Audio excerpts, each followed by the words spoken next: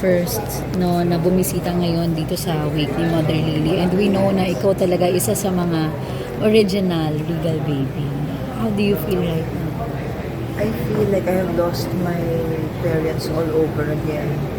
Kasi ako na-orphan na ako several years ago. Obviously, by my mom and dad. Una si dad, tapos si mami ko.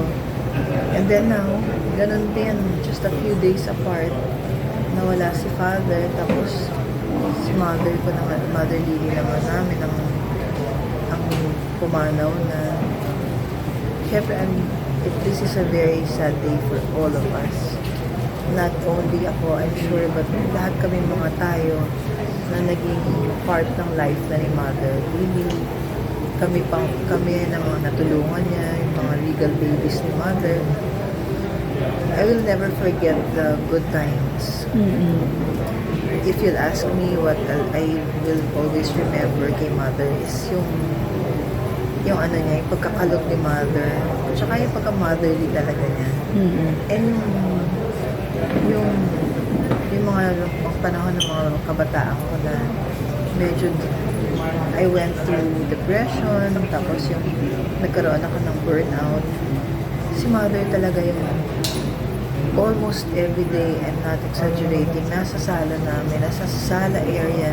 And naiya nga ako, respeto kay Rosel, kay Meme, kay Don at sa buong pamilya. Pero, I mean, si Mother talaga treated me like her own child. Kasi kaming lahat, si Naiden, si Maria, lahat kami si Dina.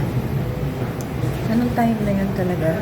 She was as concerned as my own mother, my blood parent, sa kung anong mangyayari sa mental health ko. So, talagang nakasubaybay talaga si Mother sa akin. Tapos yung of course, yung mga movies na kumita man o hindi kumita, talagang si Mother talagang all this time, all those years na ako yung nakakontrata sa kanya, talagang pinursige niyang i-promote at talagang binild up talaga kami ni Mother to the best of her abilities. And syempre, how many years yun? I started when I was 14. Natapos yung kontrata ko sa Regal when I was 26 years old. So you can imagine, I spent almost half of my my teenage years with Regal Films.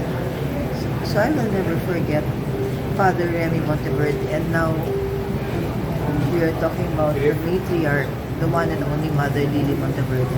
She'll never be forgotten. When was the last time you talked to her? I forget exactly yung date when the last time was we talked company. But I remember it was a lunch date.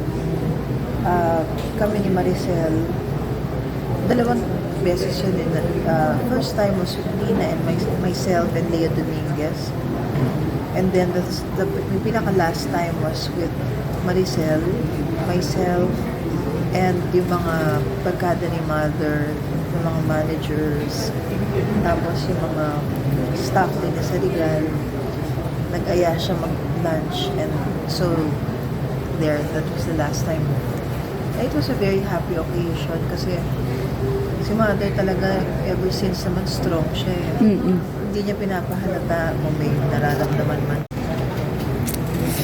So, you could also say na parang, di ba siya nag-reveal din talaga yung career mo, pero you also reveal hindi lang po about your career, she cared about you talaga as a person, yung mas importante sa kanya, health mo, well-being mo, career side. Oo, yun ang hindi ko makakalimutan kay Mother Lily. Yung pagmamahal niya sa amin, nag-transcend hindi lang dahil sa producer siya at business lang ito, hindi.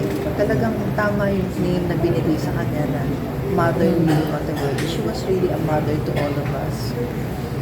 And that I will never forget. Yung mga times ng pag-aalaga niya sa amin na sobra na ako na yung nahihiya nga kasi syempre she also has her own children who also loved us equally like their own siblings. Parang pamilya ko na talaga ang family Monteverde. Hindi ba kami nakikita ng madalas, hindi ba kami nakikita, but they will always stay in my heart.